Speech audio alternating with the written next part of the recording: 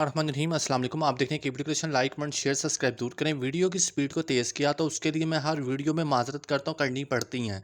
Video थोड़ी long time की बनती है, उसको शॉर्ट करते हैं, वीडियो की स्पीड को तेज़ करते हैं तो वो और शॉर्ट हो जाती है, फिर शॉर्ट वीडियो कहलाती है और इस वजह से उसकी स्पीड को मुझे तेज़ करना पड़ता है। अगर मैं 1 मिनट में उस बात को बोलूँ तो बाकी एक दो चीज़ें रह जाती हैं, ठीक है। अब इतना तेज़ भी नहीं बोलते कि आपको समझ ही ना लगे, और बातें समझ लग जाती हैं, ये भी समझ लग जाएगा, टेंशन ना लें, ठीक है। तो जैसे दूसरे कामों में कान बरीक रखे हुए हैं, इसी तरह दूसरों की वीडियो या किसी और की भी वीडियो पे जाते हैं तो सुना करें क्या क्या अगले ने और कहाँ से बोला और क्यों कहा, ठीक है। ये तसल्ली रखा करे। और जिनको तस्दीक नहीं, किसी चीज़ का इल्म नहीं, पता नहीं, वो सिर्फ हंस रहे हैं या उनको हर चीज़ का मजाक, पहला बात यही है कि हमने मुआशरे को बर्बाद ही हंस हंस के किया है।